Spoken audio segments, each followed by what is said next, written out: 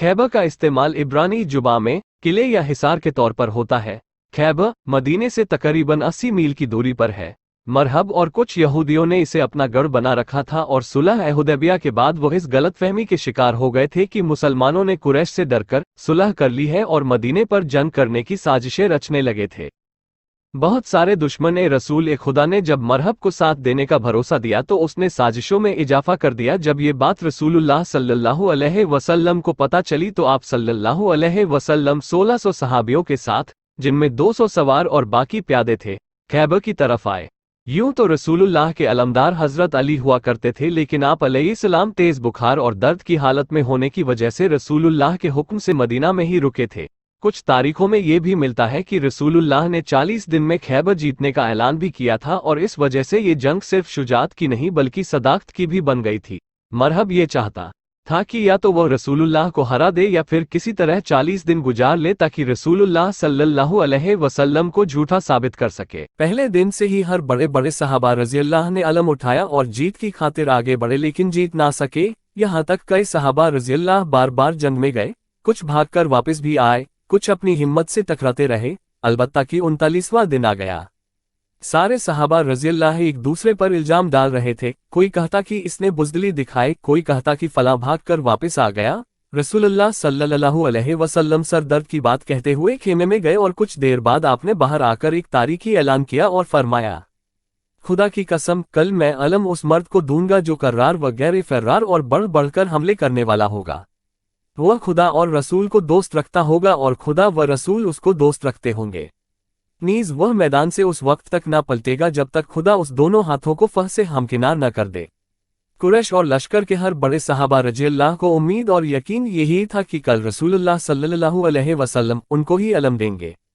किसी को भी हजरत अली अलैहिस्सलाम का ख्याल दूर दूर तक नहीं आ रहा था, क्योंकि वह वहां मौजूद ही नहीं थे। बाज़ रिवायतों में ये भी लिखा है कि आप वहां मौजूद थे, लेकिन बुखार की तेजी इतनी थी कि आप चलने फिरने में भी तकलीफ महसूस कर रहे थे।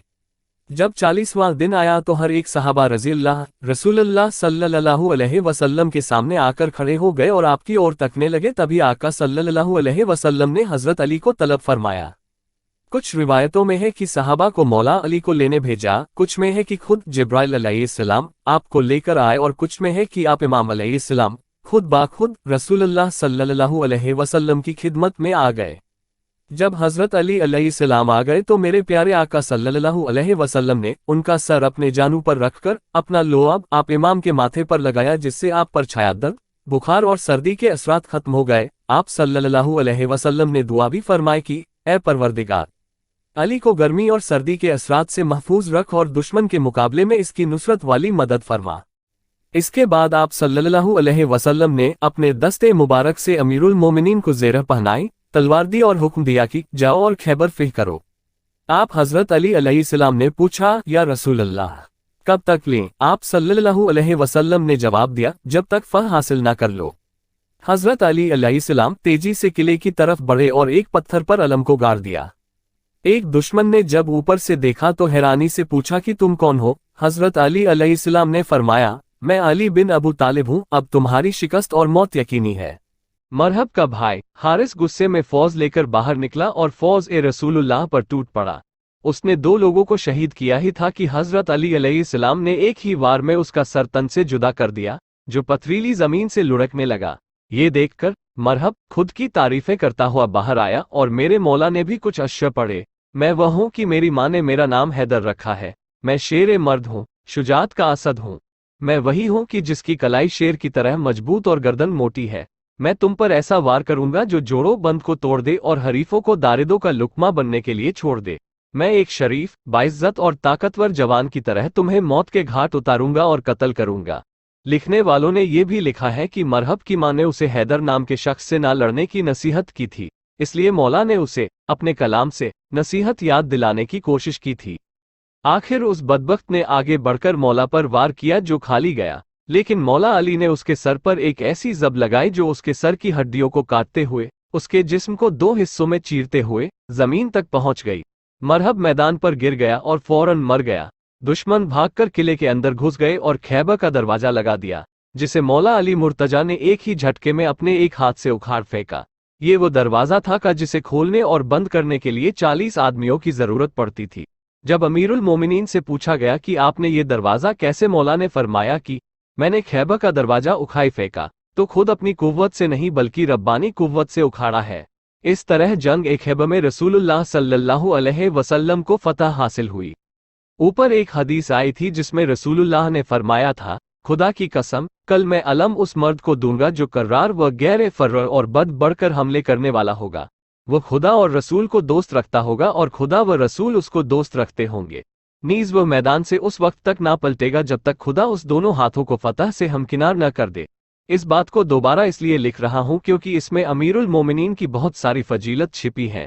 رسول اللہ صلی اللہ علیہ وسلم نے پہلی بات تو یہ فرمائی کہ وہ مرد ہوگا، یعنی حضرت علی علیہ السلام کی شجاعت، ہمت اور خوبیوں کی طرف اشارہ کیا۔